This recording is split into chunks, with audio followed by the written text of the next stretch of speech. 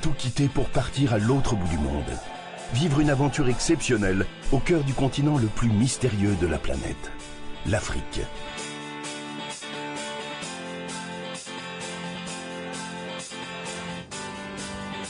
Se laisser embarquer par des rencontres inattendues et séduire par l'hospitalité de ses habitants. Seul et à la force des mollets, tel est le pari un peu fou auquel nous invite Virgile. Du Maroc au Tchad, de la République démocratique du Congo à l'Afrique du Sud, dans la boue collante de la forêt tropicale ou dans le sable des déserts brûlants, nombreuses sont les embûches qui se présentent à lui. Entre moments de doute et de joie, il se sortira des situations délicates et drôles qui se dressent devant lui.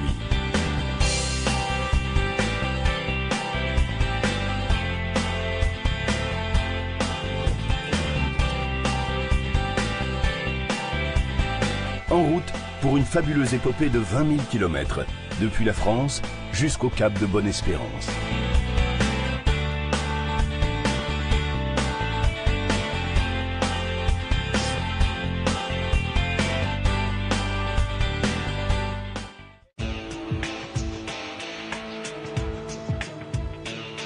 Je reprends ma route dans la falaise, en direction de la ville de Ngaoundéré située sur le haut plateau du Cameroun.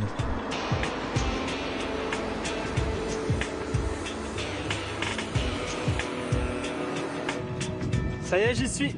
Je suis dans l'ascension de la fameuse falaise et c'est vrai que ce n'est pas qu'une bosse. Ça fait quand même presque 5000 ou 6000 km que j'ai pas eu une pente comme ça. Non, peut-être plus 8000 km depuis le Maroc, je crois bien. Je me souviens de la pente de Sidi Ifni et voilà, depuis non, je crois pas.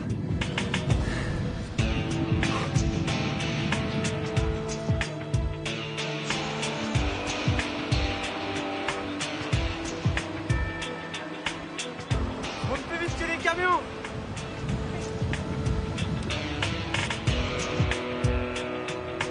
Après plusieurs heures d'une éprouvante ascension de plus de 40 km, je retrouve au sommet une fraîcheur oubliée, pas plus de 30 degrés.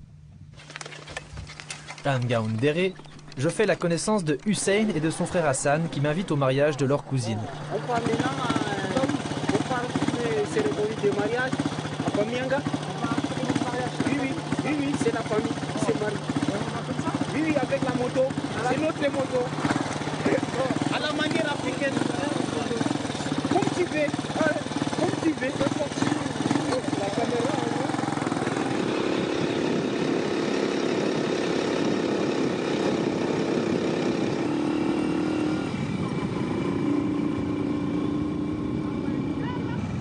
Bon Hussein, nous voilà partis. Nous sommes en route pour aller assister à la cérémonie du mariage. Sur la 125 indienne. Oui, c'est comme ça. Bon, on est 3 sur la moto, mais c'est parfaitement normal. Hein. On est à l'aise. Hein. Ici chez nous, c'est comme ça que ça s'est passé. C'est le quartier périphérique de la ville.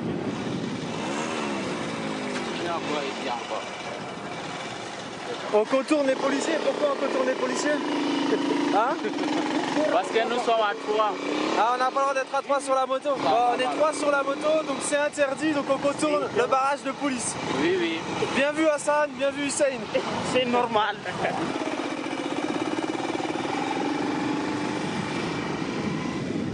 La montagne du nombril. En Mboum, la tribu originaire de la ville, ça signifie la montagne du nombril. Oui.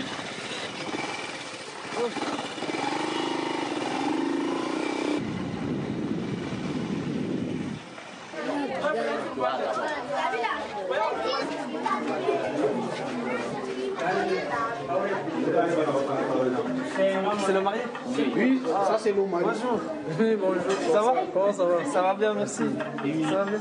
Et donc il faut marquer l'âge pour se marier. Il y a un âge minimum? À partir de 18 ans pour les hommes.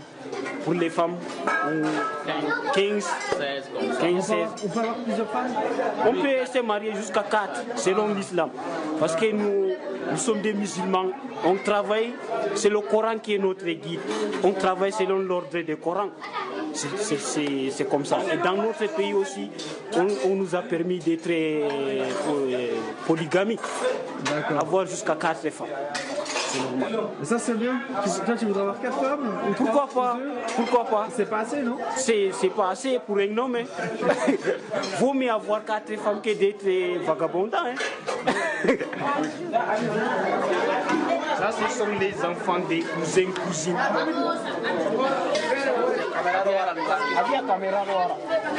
La cuisine du mariage. Oui. C'est à base de farine de maïs? Oui. On tourne ça avec. Et on mange ça avec quoi? Avec la sauce. La sauce rouge. Ah, ça je connais. Les plantains. Ça, c'est le gâteau en fait avec la farine. C'est le bleu. C'est les gâteaux. Oui. Je peux goûter? Un tout petit bout comme ça? Allez, je suis timide. Je vais goûter. Ah, c'est très bon. On dirait des beignets. C'est des bugnes. Ça, c'est la marmite du riz. Ah, le riz. Le spaghetti. Eh, mais ça je connais aussi. Mais ça c'est traditionnellement Peul. Oui. Non, ça c'est les pop-corn à l'américaine. Par là. Alors on va me présenter la mariée. Bonjour. C'est la mariée. On lui met du rouge à lèvres. Et le noir. Du noir col. à lèvres. Et là la mariée elle n'a pas encore vu le mari. Elle est cachée. La mariée se prépare à l'abri du regard du mari. Du mari, oui, après. Ça. Il faut combien de jours pour se préparer? C'est depuis hier, c'est depuis avant-hier. Et vous êtes mariés aussi? Vous avez mis combien de temps pour vous préparer? Ah, pas encore. Bon. Où est-ce qu'on va, Hussein? On arrive ici pour faire le gastro. Pour faire le Gastro. C'est quoi le gastro? C'est une sorte de cérémonie. Ah, la... Mange. Ah, on va déguster ici. Nous, on va déguster ici. Ça, c'est du maïs. Et ça, c'est le boko, le feuille du baobab.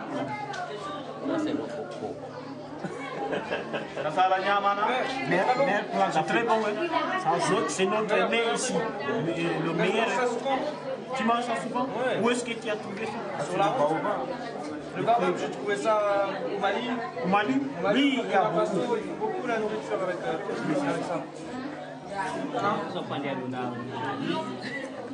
Ah.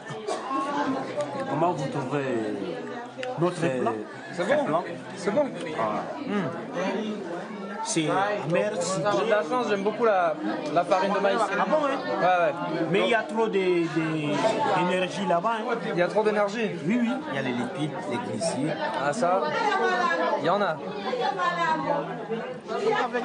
Le mari est parti retrouver sa femme, et c'est la première fois. Il faut aller à l'intérieur. Il faut aller à l'intérieur. Il n'y a pas de place là. Ouais, il faut forcer. Il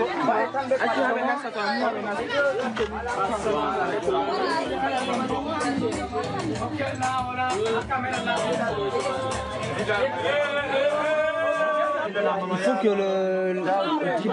la femme se cache. Oui. Donc on voit pas la femme tant que Tant qu'on ne négocie pas. C'est pas seulement l'argent, quelque chose de symbolique seulement. Ça peut être quoi par exemple? Ça peut être l'habit et les chaussures, quelque chose de symbolique seulement. Donc si on veut voir la mariée, il faut que tu payes d'abord. Et c'est le mari qui doit payer. Non, ce sont les amis des mariés. D'accord. C'est comme ça que ça se passe.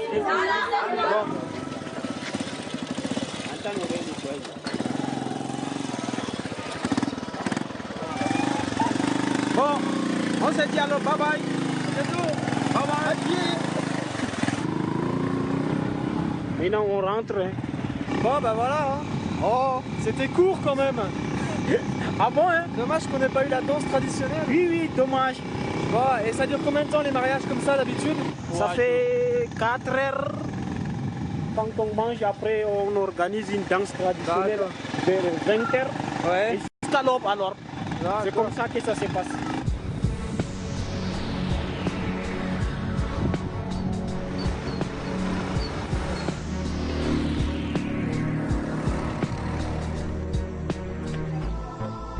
Le lendemain, je me remets en selle en direction de Yaoundé, la capitale, 900 km plus au sud.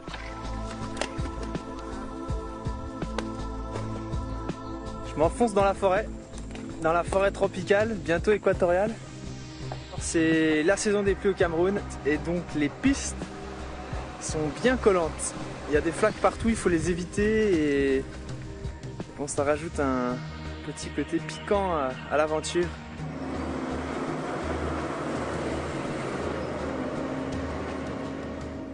Petit à petit, les arbres se montrent de plus en plus hauts. Il y a de moins en moins de clairières. La forêt s'est densifiée. Je me sens peu à peu pénétrer le cœur vert de l'Afrique, son immense bassin tropical, deuxième plus grande forêt du monde.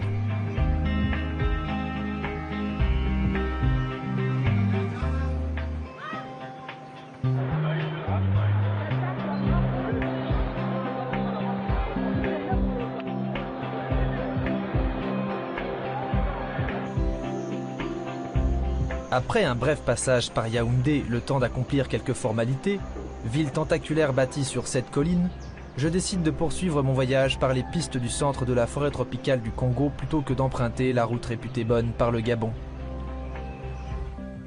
En pénétrant ce réservoir de nature et de diversité, ce n'est pas des panthères ni des gorilles dont je dois me méfier le plus, mais des camions chargés de grumes qui circulent à tombeau ouvert.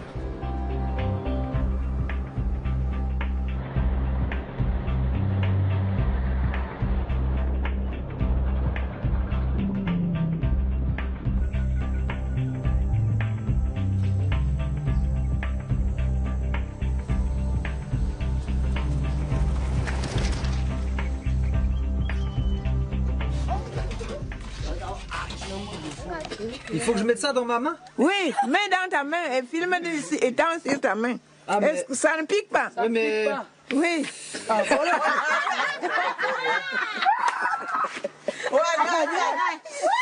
Vous êtes sûr que ça risque pas de me... Non, ça ne pique pas. Ça me fait rien. Tiens. Vous voyez, non?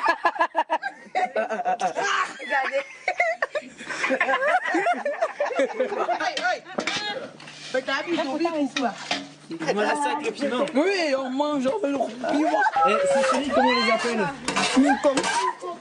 Et vous en mangez souvent? Oui. Oui, c'est mangeable. Mais oui, mais vous en mangez souvent, vous? Oui, c'est très bon. Tous les jours, vous en mangez? Non, pas tous les jours. Si les chenilles sont répugnantes d'apparence, elles n'en demeurent pas moins une excellente source de protéines et tout le monde en mange régulièrement, y compris moi.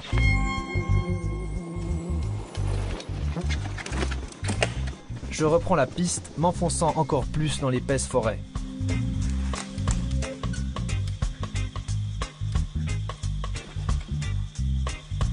Il y a de la boue, mais j'ai quand même de la chance. Parce qu'en pleine saison des pluies, il va y en avoir beaucoup plus. Et comme il n'a pas plu depuis presque 10 jours dans la forêt tropicale, bah finalement il n'y a presque pas de boue. Enfin presque pas, il y a juste des petits passages comme celui que je viens de franchir. Et ça le fait quoi. C'est pas impossible. S'il avait plu la veille, ce serait impossible.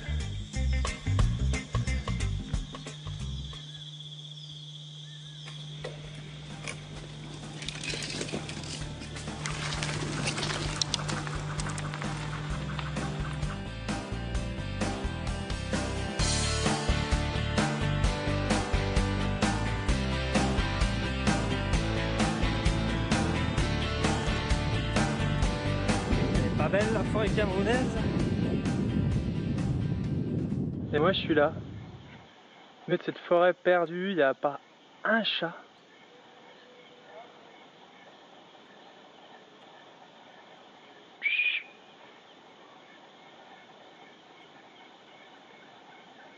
Honnêtement c'est un peu inquiétant. Y'a quelqu'un ?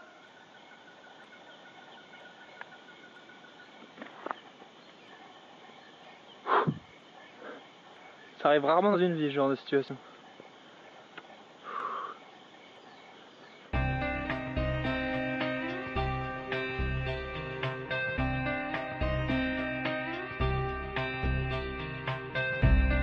Le poste frontière camerounais ne possède même pas de barrière, comme si la forêt constituait le plus dissuasif des remparts. Au-delà d'un simple cabanon, les collines boisées se déploient sur le territoire du Congo.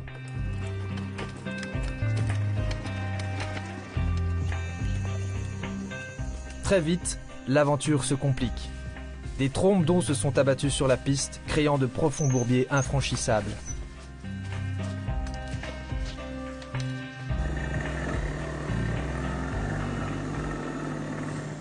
Certains ont beau essayer de me rassurer, les difficultés vont grandissantes.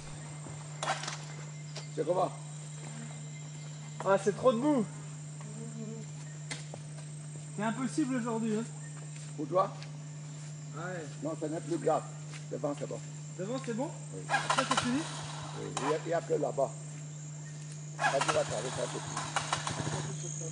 Oui. Vous allez où là? À Bat, 30 km d'ici.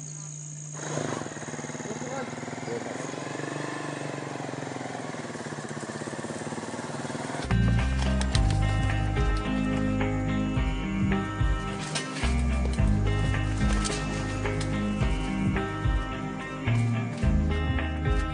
Impuissant et résigné, je pousse mon vélo sur près de 600 km.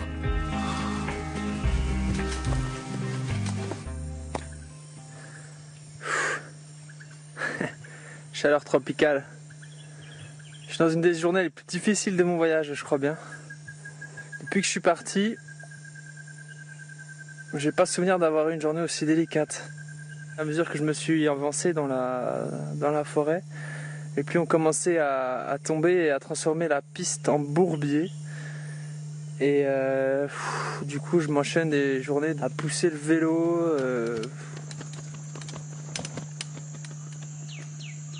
Je déconseille à quiconque qui a envie de se faire plaisir dans la forêt tropicale avec son vélo de venir ici à Sambé, entre Sambé et Swanké. C'est vraiment le pire endroit que je connaisse.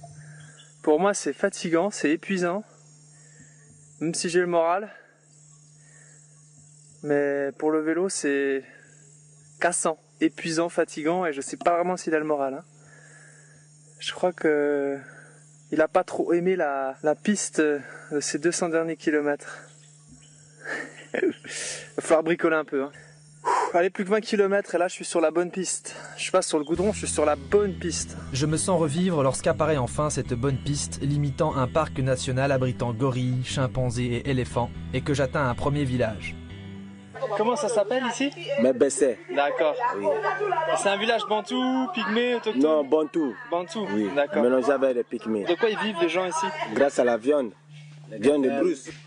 Et là vous préparez à manger? Oui, ça c'est à manger. Ouais. À manger. Ici c'est la viande. Ici c'est la viande mélangée ça sent avec. bon, ça sent presque ça sent la menthe mélangée au citron, ça sent. C'est la citronnelle. Ah, c'est la citronnelle, d'accord. Oui. Ouais. C'est quelle viande de brousse? Ben, viens voir là. C'est du chat-tigre, mais c'est un petit chat-tigre. Oui, c'est un petit, pas trop. Parce que j'ai vu des chat-tigres presque 2 fois, 3 fois plus gros que ça sur la route. Dépendant de la viande pour se nourrir, les villageois chassent parfois au détriment des espèces protégées comme ce serval. Nous on mange ça. Et après vous mangez ça, c'est cuit? On va faire ça comme ça. Elle donne ça pour préparer. Il faut que ce soit bien sec. Oui.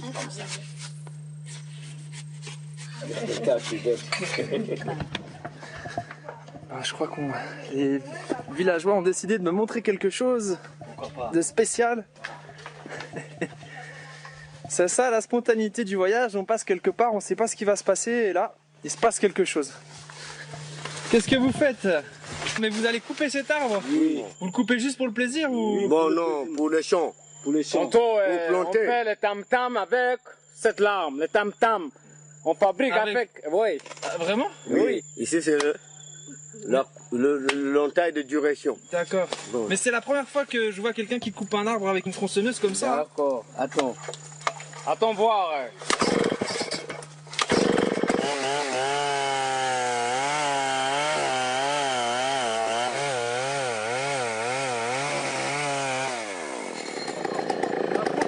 Eh ben si l'arbre il glisse comme ça là.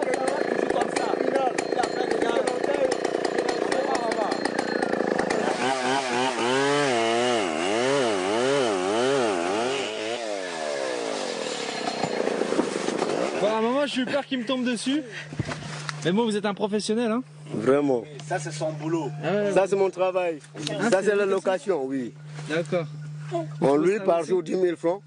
Tu peux couver 50 bois, 50 10 000 combien francs là? par jour? Oui, 10 000 francs par jour. C'est trop cher. 20 € quoi. Démonstration fabuleuse. Vraiment. Coupez pas trop de bois quand même, gardez-en pour les oiseaux. Bon, pas de problème. Allez, à bientôt.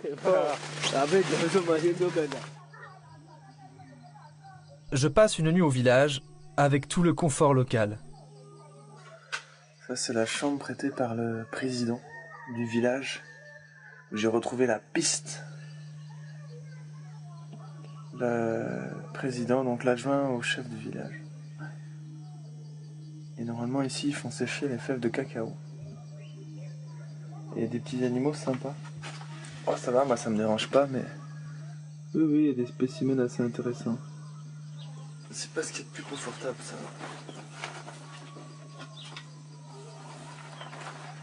Bon, je vais me mettre en route tranquillement. Ah, le réveil est difficile, je crois que j'ai le dos un peu en vrac. Avant de partir, je demande qu'on me conduise à la source pour faire le plein d'eau, un rituel quotidien.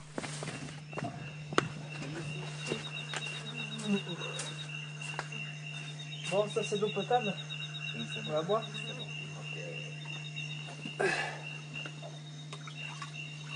Les parasites. J'en ai assez. C'est bon? Ouais. Ouf. Ouf.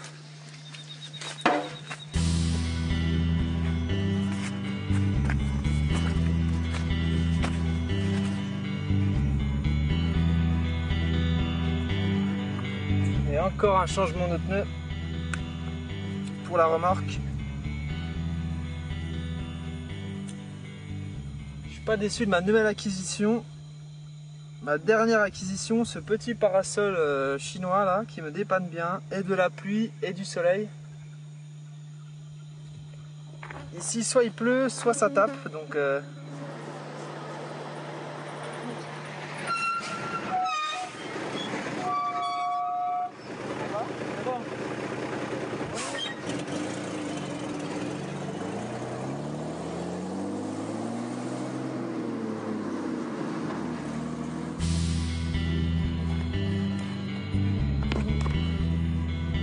fait 800 km depuis, ou 900 km depuis Yaoundé au Cameroun. Et je vais arriver dans les steppes au sud de Rwanda et il me restera 500 km pour arriver dans la capitale du Congo, Brazzaville, la République du Congo. Et la traversée de la forêt tropicale, c'est quand même le plus difficile depuis que je suis parti. Là, ça c'est la partie qui a été la plus difficile, hein. Donc la route est très mauvaise. Elle n'est pas goudronnée bien sûr et c'est de la boue. On m'avait pourtant bien dit d'éviter cette zone, mais bon, j'en ai fait un peu qu'à ma tête. Ça a été l'aventure. Il y a eu des pistes chaotiques, beaucoup de boue, la pluie. Et là en fait j'ai retrouvé la bonne piste entre guillemets, hein. C'est pas non plus une piste complètement propre. C'est un peu un cauchemar pour cyclistes, mais c'est loin d'être aussi cauchemardesque que ce que j'ai vécu vraiment au cœur de la forêt tropicale avec des fougères à me lacérer les bras, de la boue à en avoir jusqu'aux genoux.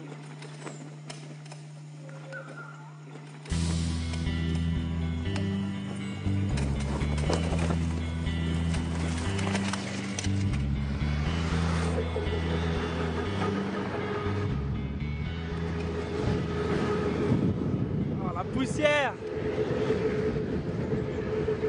Bon, ça c'est un des camions des entreprises chinoises qui sont en train de refaire la route entre Makwa et Brazzaville. Et donc là je suis sur une piste qui est de plus en plus large, ça ressemble un peu à une autoroute. C'est bien, ça change des bourbiers et des pistes infâmes de la forêt tropicale. Bon, par contre toujours bémol, j'ai la pluie tout le temps et bon, je suis vraiment dans la nature, hein, presque à l'état premier. Et la vraie difficulté que j'ai ici au Congo, c'est essentiellement de trouver à manger en fait.